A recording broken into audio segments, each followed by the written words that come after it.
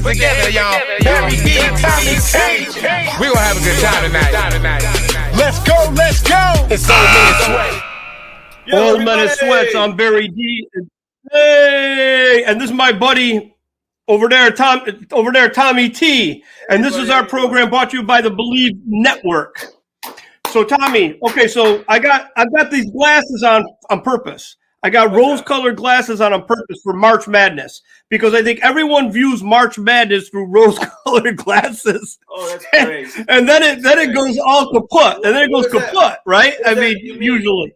You mean it's all hype and the games aren't that good? Is that what you're implying? Well, I think all the fans, like when you look through rose-colored glasses, everything looks fantastic for you. Oh, and I think all the fans, like it always looks fantastic before the first tip-off. And then, everything goes kaput.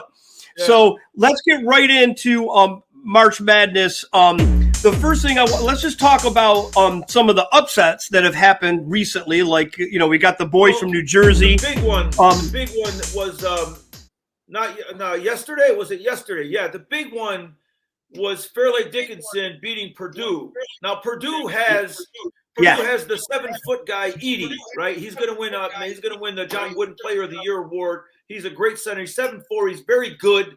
He's great around the basket. He's got great touch. He's a great player. Purdue's a #1 seed, right? They were the best team in the Big Ten, and they're playing Fairleigh Dickinson. And the best thing about it was Fairleigh Dickinson is the smallest team in the country, not in the tournament, in the country. They average 6'3". The biggest guy they which had is pretty big. Which is kind of big though. Oh, are you kidding me? Big in 6'3". basketball? Big in basketball? No, I mean compared to us. I'm saying though, it's kind of big 6'3". The 6'3", I never heard of a college team averaging 6'3". It sounds like they were RFA. Like RFA center was 6 foot, like when I was in high school. It sounds like our high school. 6'3", I couldn't believe it. So their biggest player was 6'5" or 6'6". They had no height at all. They're not the smallest team in the tournament. They're the smallest team in the country. And here's the other thing is, Fairleigh Dickinson, they won 4 games last year. So, what are you doing up there, buddy? What are you looking at?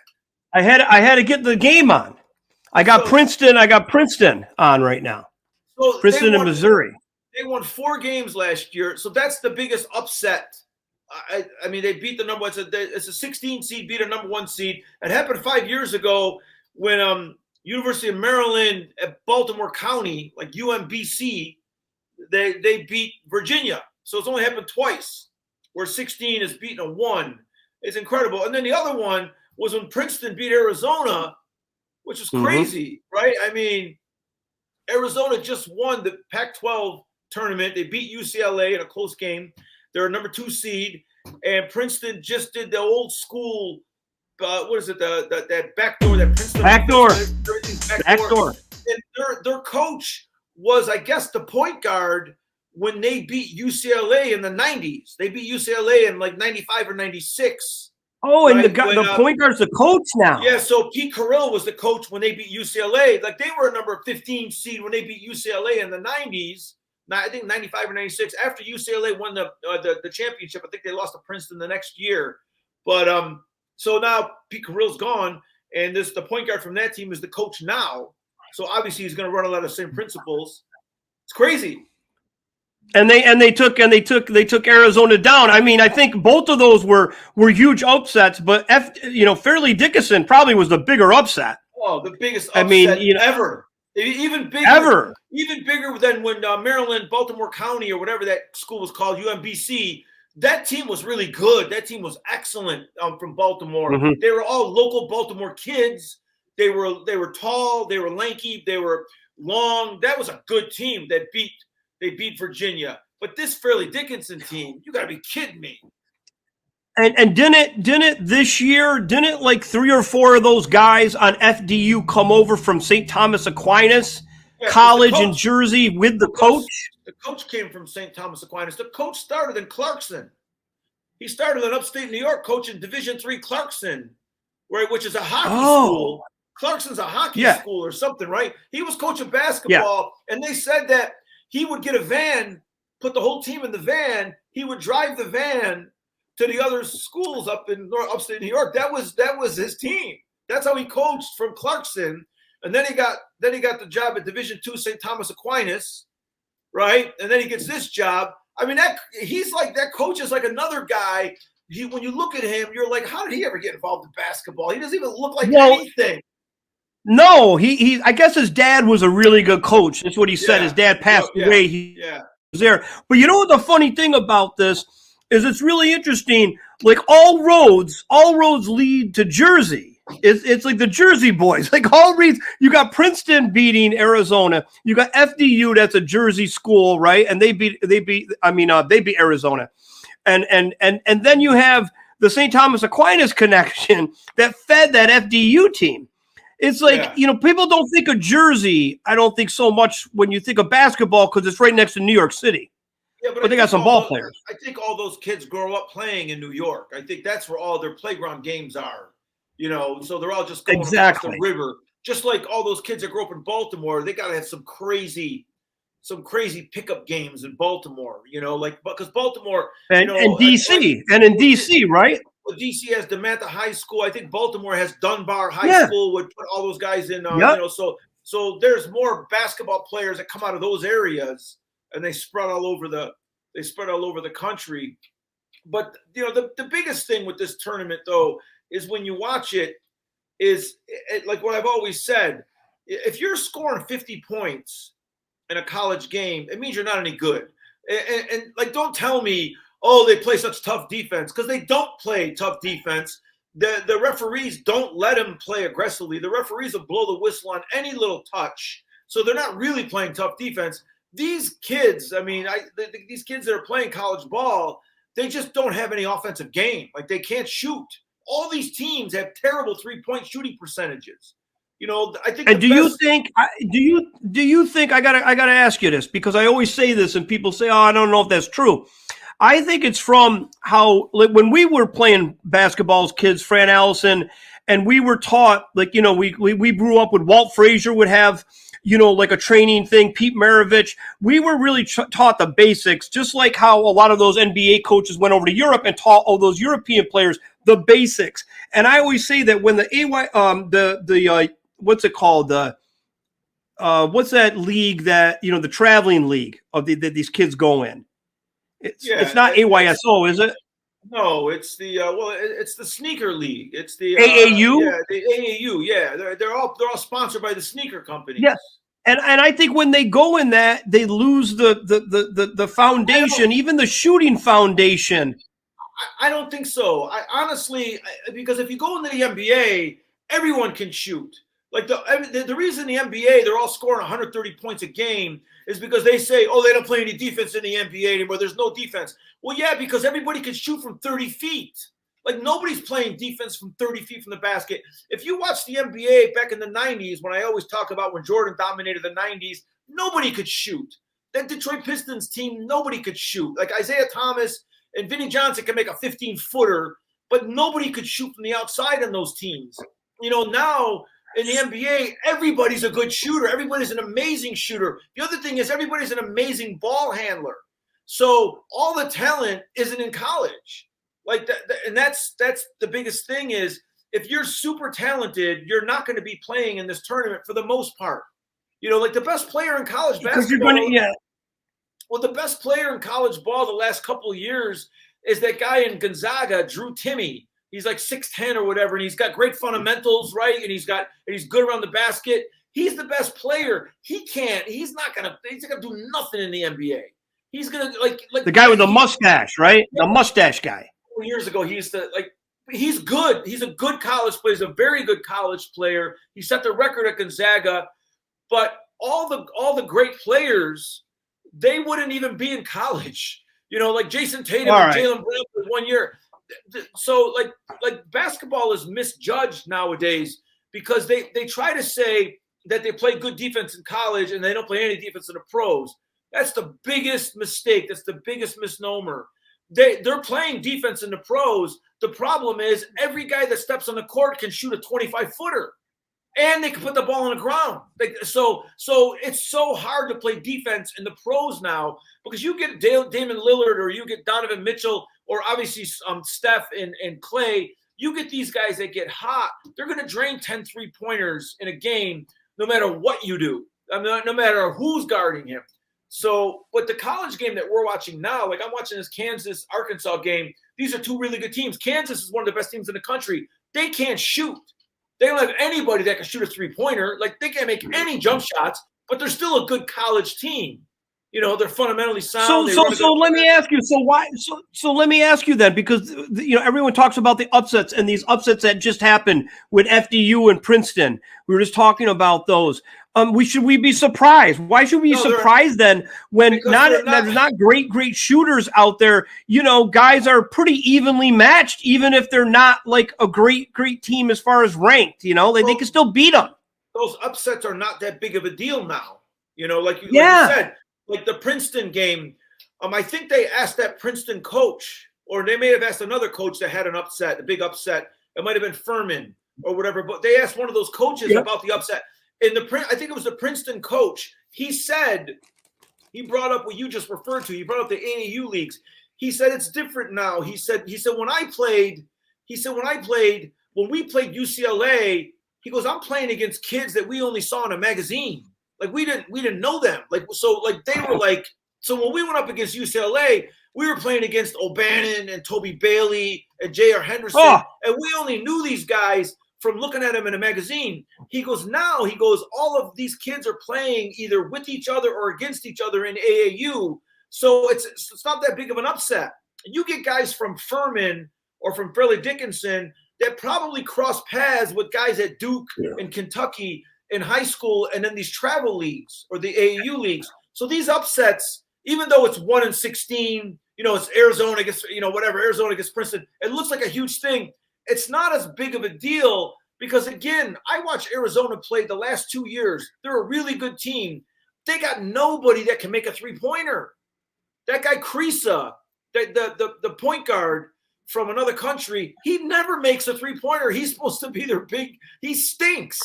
And that's like the number 2 seed. No, I mean the only reason I took them in the pool because I always look at it like I know everybody's going to take Alabama, Houston, Purdue. They're going to take a lot of chalk. So I always try to look at another team and go, okay, who am I dealing with? Like what are they going to pick? Are they going to pick Pac-12? Are they going to pick, SEC? They're going to pick Big 12. And I thought with this one that we were doing that no one would pick Arizona, very few. So I thought if I can get Arizona through and they play Houston, I got a chance. And then I had UConn as another team. And then I picked Kansas State to be the other Final Four because I go, I'm going to throw them in too. Because otherwise – and I did that before in LA in the early 2000s. I was at this bar in LA and they asked me if I wanted to be part of the pool. I said, yeah. And I picked it and they laughed at me. They go, what are you picking Syracuse? What are you, crazy?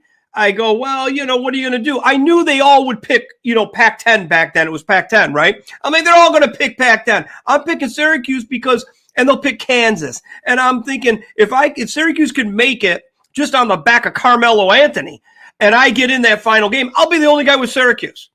And so if I win, I win. I won't have to worry about that I don't have enough points even if I win and I got Kansas. And guess what happened? I won it.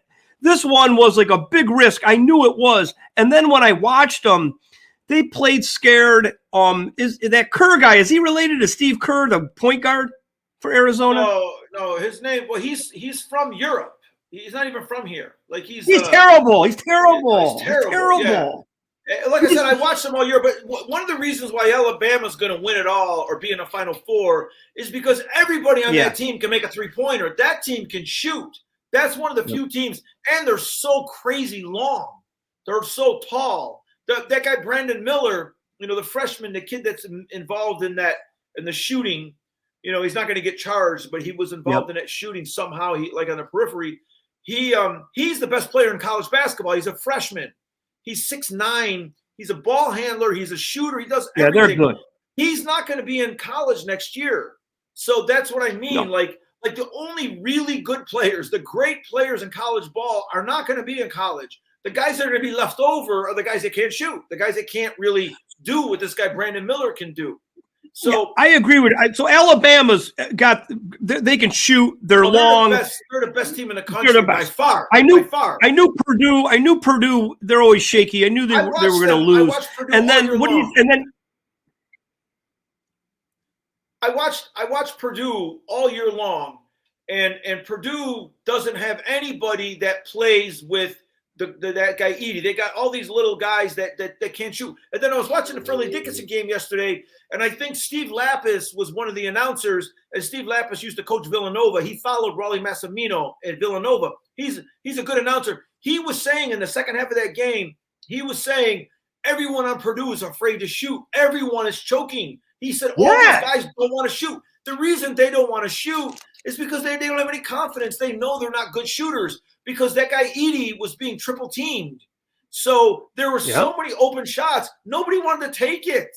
Like everyone refused. And what to do you take think? the shot. And what do you think of Houston? You know, they got that one guy. They tried to play him, and his groin still hurt. And I think I like them, but I don't think they're going to make it all the way through now, unless that guy gets back in. What's that guard? He's a guard, isn't he? That dude, Marcus Sasser. Yeah, he's going to play. He's injured. He's got a groin injury. And he's very good. They're good. Houston's good. Duke got killed. Like, that's another team. Duke came into the tournament. I think they won 9 in a row. I think they won 18 out of their last 19 games. Yep. Everyone was picking Duke to win. Yep. And I watched them multiple times. They don't have any 3-point shooters. They weren't a good team at all. They got killed. They scored 52 They got pushed around today. Yeah, and they got pushed around by Tennessee. Tennessee can play defense. I like Tennessee's D. Yeah, I don't think they can. They can't score either, but they just dominated Duke. Duke scored 52 points. That's the other thing about college ball. One of the hottest team in the country, right? From the ACC, they come into a tournament winning 9 in a row. They scored 52 points. What, are you kidding me? Like what kind of team? Like, how's that a good team? That's not a good team. So let's talk about Alabama. I want to ask you, is Baylor the only team that could shoot with Alabama, even though they're streaky, Baylor? No, Baylor's not that good. No, I don't think Baylor's any good. I think Houston gets hot. Houston plays the kind of defense where they can hang with you. San Diego State plays crazy defense, and they're big. They can hang with you, but they don't have a good offensive team either. But, I mean, UCLA would have been good enough, but they lost Jalen Clark to a torn Achilles tendon. He was like the third or fourth best player. So they're not a great shooting team either, but they're very good. Like UCLA is like Arizona. They're very good teams, but just not good shooters. I don't know who the good shooting team is. I mean, maybe Gonzaga sneaks in again. They don't have great guards this year, though. Gonzaga has that guy Timmy, who's very good. Yeah, but I like how we talked about it. I like that the thing about the AAU and how these guys don't shoot well. And I like that thing. Like, you're right about an upset. It's interesting how they used to talk about, we didn't know those guys. We only knew them by looking at the magazine. And now these guys play together. So you're going to be better when you play with better guys. And then it doesn't matter if you're on FDU or you're on Arizona. And it's one game. It's one game. It's not a series. So, FDU, I give them credit. I give Princeton credit. In fact, Princeton's winning right now 30-19. Missouri's got 19 points. There's only 2 minutes left in the half. They got 19 points. Princeton can play. Me and you, when we used to coach those girls, when me and you coached the that league with those 10 to 13-year-old girls in Westwood, it was like a celebrity kids, and we remember we played. You did the offense, I did the defense. We'd score more than these guys score. Our girls were scoring like 50 points a game. It's incredible. Like, I remember a few years ago, Mercer is a college out of Atlanta, and Mercer upset Duke. And Duke was like a top 5 team that time, right? And Mercer played a great game, and it went down to the wire. Mercer played a fantastic game, and they beat Duke, and they were celebrating like crazy.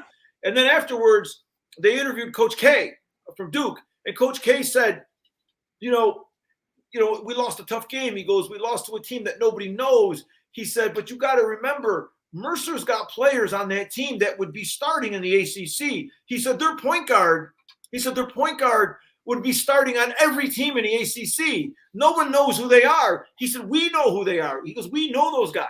We knew all the guys on Mercer. And Coach K was saying, it's an upset, but it's not that big of an upset. He said, they're good. They're really good. So, you know, and that was Mercer. So let me ask you this. Before I brought up Mercer, did you ever hear of that school? Did you ever hear of Mercer? Heard that name, but I didn't know where it was. Okay, yeah. So Mercer. I heard of Mercer, but I don't know where it was. I've heard of it like once or twice, like forever. And they beat Duke. And then when they beat Duke, Coach K is like, yeah, that's not that big of an upset. That's the way college basketball is right now. And you know, the other thing is, it's funny because CBS covers the event, right? And it's on multiple channels. It's obviously on CBS, it's on TBS, it's on TNT, and it's on True TV. So it's on 4 channels in the first couple of days, right? So CBS has to dramatize the event. They have to make the event huge so you watch it. So they're always highlighting the big upsets. They're always highlighting the Cinderellas, and they're always making it seem like it's always a David and Goliath thing. But you know, like I'm saying, and it's not so much that anymore, because right now you're looking at Princeton here. You know, it's 33-19 with 2 minutes. They're manhandling Missouri. I could see Princeton getting past these guys and even beating Baylor. And end up Princeton against, and then Princeton will be playing Alabama. Alabama, do you think Alabama will have problems with San Diego State? Yeah, not enough problem. No, San Diego State can play defense like you will not believe. Like they're going to play. Because San Diego State won again. They can't score. I don't know if they could score with Bama. Bama's the best team in college basketball, but San Diego State can give them some trouble on the defensive end. But they're big. They're big like Alabama, and they're going to give you some trouble for sure. Yeah, so I think Princeton could beat Baylor. The Alabama San Diego State will be a good game. In fact, later I want to give a couple picks for tomorrow for NCAA March Madness. Me and you on Bookie Beatdown bets. I like Tennessee. I like what I saw today in Tennessee, and I know that bottom with Kentucky, Kansas State, and Marquette. That's tough, but Tennessee, they could take those teams. I mean, Tennessee. They're playing really good. I like them too. I like them. I like Houston. I like Xavier. I don't think Texas. Here's my upset. I think Penn State's going to beat Texas. Oh, that's going to be a great game. I got a weird feeling. Yeah, I got a weird feeling. Is that game today or tomorrow? I think that game. I think that might be today. That game, is it? I'm going to watch that game. That's an interesting game. Texas is. Let me see that. Is that today? It's tonight, 7:45 on CBS. Yeah, that's gonna be the best game. That's gonna be a really good game. Yeah, that's a really good game. And then UCLA looked great, like you said, but sooner or later they're gonna have to play Gonzaga, and without UCLA has my favorite player in college basketball. Though my favorite player is Jaime Jaquez Jr. You know Jaime Jaquez Jr. JJJ. Is that the guy with the dark hair and a mustache? He looks like a pirate. He's got the goatee. Yeah, I love him. His dad played hoop, right? His father played hoop somewhere. Yeah, and then also his sister's on the UCLA women's team, and his cousin plays. But he's a great player. He's a 6'7" forward.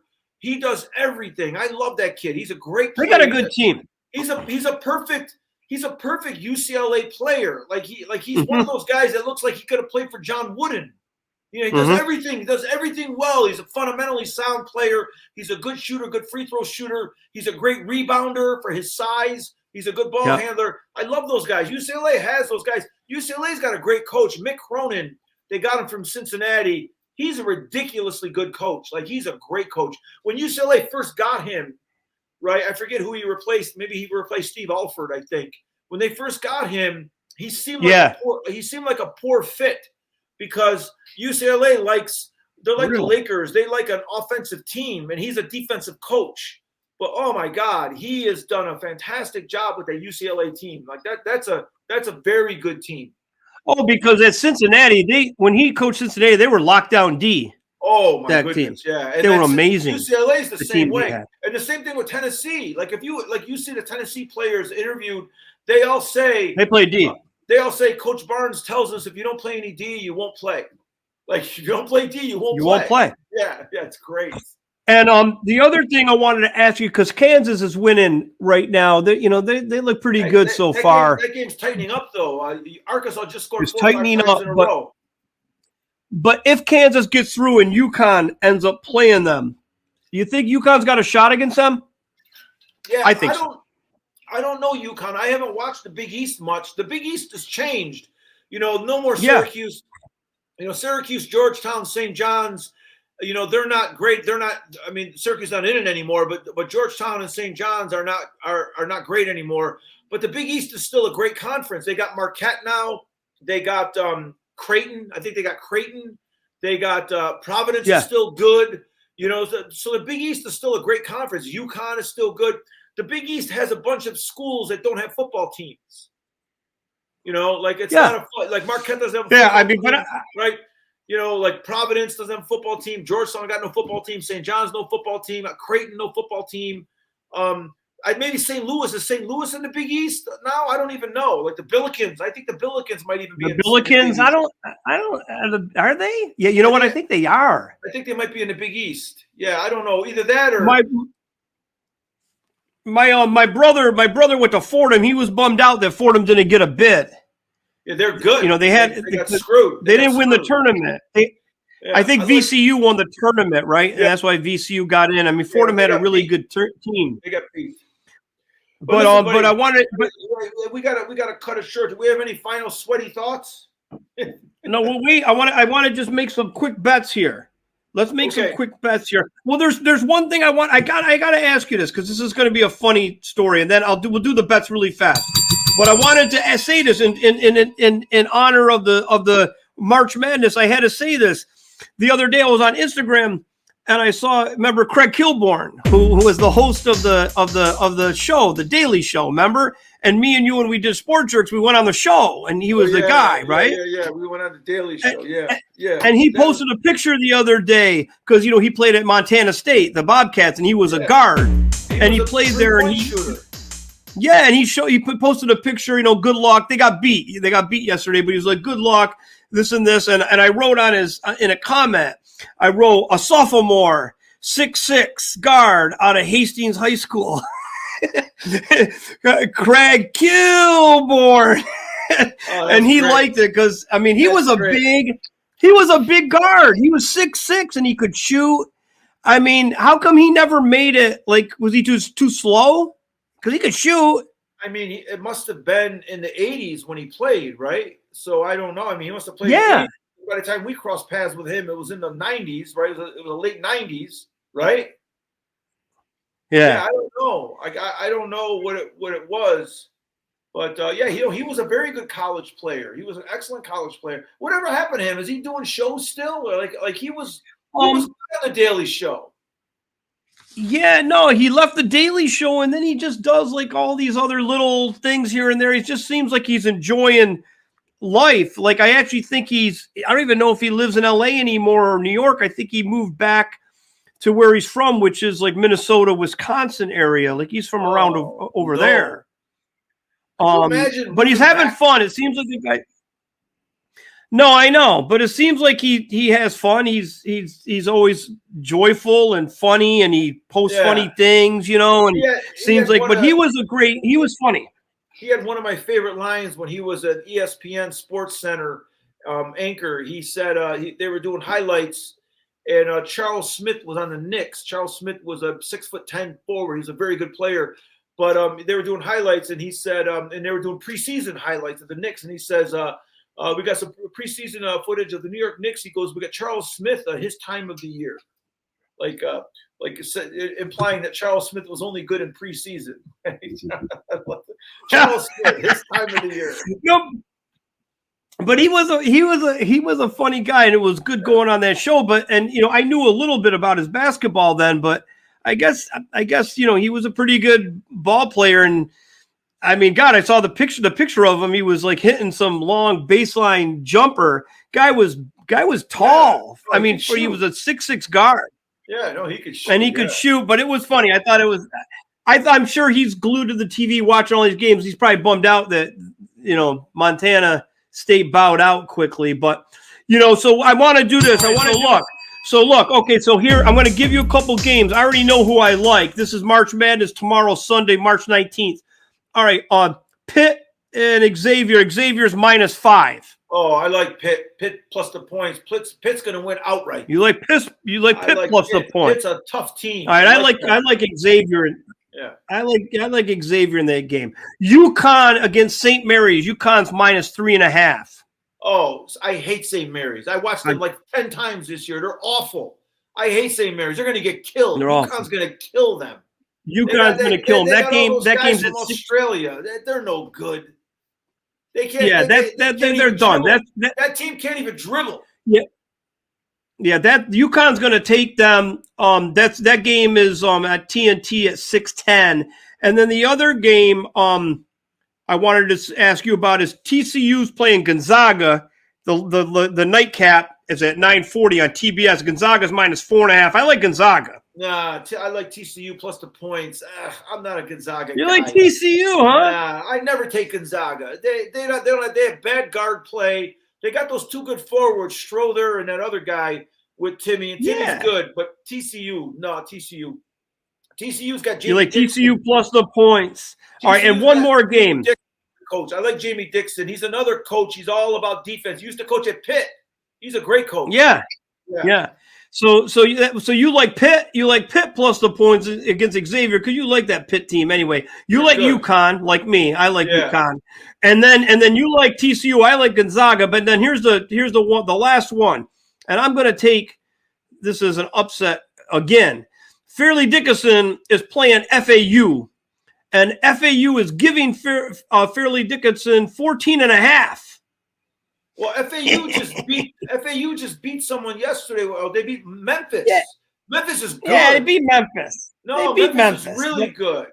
I know, but still 14.5 for the guys from New Jersey who just pulled off that huge upset against Purdue. You think they could keep it close? I think they could keep it close, these guys. Listen, I don't know how tall FAU is. I don't know them. I don't know if they're a big team, but if they're not that big, I'm going with FDU. I'm going with Fairleigh Dickinson, man. That team is tough. They played some defense. They're 6'3", and they're chasing around Purdue. That team was really tough. Like I said, I don't know how big FAU is. They're the Owls. I think FAU are the Owls. Yeah, they're the Owls. Yeah. I don't know how big they are either, but I just think that's a lot of points again. I think Fairleigh Dickinson's going to be ready to go. They're not just going to give up because they won that one game. Hang on here. Let me look. I just want to look because this is an interesting thing. I want to see the roster. Okay. Wow, they're pretty big. Well, 6'8", 6'7". They got a 6'2", 6'8". Oh, they got a 7'1". They got a pretty big team, a 6'9" guy. Okay, so they're not small. That's why they're 14-point favorites then. Because Purdue, I think Purdue, besides Edey, I don't think they're that big. I think they just got the biggest guy. Yeah, these guys are they only got one guy 6 foot. They only got like 2 or 3 guys less than 6'3". Yeah. So everybody else is big, 6'4" or above. That's going to be a problem. So that's probably why. But I'm still going to take them. I like this. I like the story. I like the Cinderella story. I'll wear my rose-colored glasses when I watch it, and I'll root for the boys from New Jersey on that. And so to recap, I'm going to recap. You're going to take Pitt. I'm going to take Xavier and the lines, as they are now. And then you're going to take UConn with me. Yep. And you're going to take FAU. I'm going to take Fairleigh Dickinson. And then you're going to take TCU, and I'm going to take Gonzaga. No, I like TCU over Gonzaga, but I don't like – is FAU giving up 14? 14.5. That's why I'm taking Fairleigh Dickinson. I want Fairleigh Dickinson. I'm taking Fairleigh. Yeah, go with the 14.5. So we got a little mixed bag, me and you, but we got to make a comeback because I twisted your arm to take Arizona in that pool for the final, and I'm killing myself here. Listen, buddy, you and I did the pools every year together. We would just print out the newspaper, the bracket, and we would do a bracket, and we would copy it and exchange it. And then one year in 1997. That was the one year I had 15 out of the 16, Sweet 16. I had 7 out of the final 8. I had the final 4. I had the final game, and I had Kentucky beating Syracuse in the final game. in 1997. I had Syracuse beat Mississippi State in the Final Four. I don't even know how I picked Mississippi State. I don't know how. I mean, I had 7 out of the final 8. Listen, I haven't even picked a bracket since then because that was like sheer luck. I'll never get close to that. I remember you were telling me, if you sent this to ESPN, you would have won $1 million. Like, I remember you telling me, you couldn't believe it. Like, you held the bracket. It was an incredible bracket. Like, I was like, how the heck did he do this? I don't even know. I was watching tons of college basketball. And, you know, and I got lucky, but I had 15 out of the 16. 15 out of the Sweet 16. And then the only other time I came close, I won that Carmelo Anthony one. What was that, 2002 or 3? 2003. Yeah, 2003. I won that one. The only time I got close was in college when Houston played NC State. And I had Houston, and guess who had NC State? And if NC State won, he'd get enough points to overtake me. I was ahead on points. John Novelli. Remember John Novelli? Yeah, it wasn't that didn't he sell Cadillacs in Rome? Yeah, he picked NC State. He was the only kid in the whole campus that picked NC State. So if he won, he was going to get enough points to overtake me. I was in the lead. I couldn't believe I lost that one. We were all at the bar, at the campus bar, watching it. Yeah. And that play, and he went the whole week after. He was just laughing. He'd see me laugh. He'd laugh. I was like so bummed out. I thought I had that with Phi Slamma Jamma. Who was the player that made that dunk? Lorenzo Charles. Yeah, he remembers. You'll never forget that name. Lorenzo Charles. I can't stand that guy. But that was only a good. So I'm excited actually to talk about college basketball. Sometimes, you know, we don't. It's another thing that takes forever for it to come to this now, which I like. Just like the NBA, I like it when we get to the nitty gritty and we get to the playoffs. But what final sweaty thoughts? I got to ask you this quickly because it relates to you, and then we're done. Okay. What's his face? DIAZ tore his patella. Celebrating after that World Baseball thing, right? Against Dominican, against Puerto Rico. Didn't you tear your patella? No, I tore my ACL. And did they fix your ACL with the patella? Yeah, he used, instead of using a cadaver, he took a piece of my patella tendon and he took off a part of my patella tendon and made it, he used it as the ACL, which is the ACL is the ligaments that crisscross underneath your knee. The ACL stops it from hyperextending, and the PCL stops it from bending too far back, right? So he used part of my patella tendon to fix my ACL. Yeah. And but it's funny, but Edwin Diaz is a great relief pitcher, the best relief pitcher in baseball. It's terrible injury. Yeah. But the biggest tragedy is that we're not going to get Timmy Trumpet. Like Timmy Trumpet, like say he played the Narcos. Yeah. Like whatever, we're gonna miss that. I love that guy. Just hit Timmy Trumpet just to hear him play Narcos when Diaz comes in to the game. That's my favorite part of the game. So Timmy Trumpet loses a job for a whole year. That's a bummer. He loses the job for a whole year. And I don't even know how Diaz did it. Now the patella goes across the knee, right? No, it's the one. If you feel underneath your kneecap, if you push on right underneath your kneecap, you'll feel that's a tendon that's connecting your shin bone to your knee. That tendon right there it's snapped, and that's the worst one out of all the knee injuries. You know, like the ACL is not even as devastating as the patellar tendon. And isn't the patella it's strong, right? That's why they use it to fix things. Oh, so how did he do that? Like he's celebrating. How the heck did he turn his knee that he tore that? It could have been an impact. It could have been when he landed. Maybe he didn't. Maybe his legs weren't bent and it just popped. I mean, it pops. They pop. It's like the Achilles tendon. The patellar tendon is as thick as the Achilles tendon. It just pops. Do you know if it's his landing leg or his push-off leg? Do you remember what? I haven't read about it. I was so bummed when I heard about it. I didn't read about it. I got to find out if it's the right. I think it was the right. And isn't that he's a righty, right? Yeah. So it's his push-off leg. I think it was the right. And the other thing too is, don't they use the patella for the Achilles sometimes too, or no? never heard that. They use it for the ACL. Well, I think the Achilles, it rolls up like a window shade. I think they just roll it back down and reattach it. And then, or use a cadaver. But for you, I knew when he did that, and they were talking about the patella. I remember you had some of your patella used because it's the strongest one. And you know what's funny, buddy? I never had any problems with my knee after that. And all the tennis that I played, remember I competed at the tennis after that. And all, you know, and now all the boot camps that I'm doing, like I never had any problem with that patella or that ACL. Like it's crazy. Like that guy, that Dr. Deal, he was an amazing doctor. He's got to be retired and living on a golf course now. That guy. Oh yeah, that guy. He's probably living in Indian Wells. Yeah. Something like that, right? He's probably over there, like playing golf. All right, so where you go? So there, you don't have any. You have any final sweaty thoughts or no? No, my final sweaty thought is I think Alabama's going to win the national championship, but I think it's going to be a controversial national championship because of what happened with that shooting in Tuscaloosa, which is such a tragedy, and that Brandon Miller, he was involved some way, even though he's not getting charged. So I'm bummed out for that. All right, my final sweaty thought is I got my new GQ magazine with Primetime, Deion Sanders on it, and I'm going to buy this. There's an outfit in here that Puma makes a leather tracksuit. Leather. Oh, nice. It's pleather or leather. I would imagine I'd sweat a lot in it, but it looks really nice. It's red.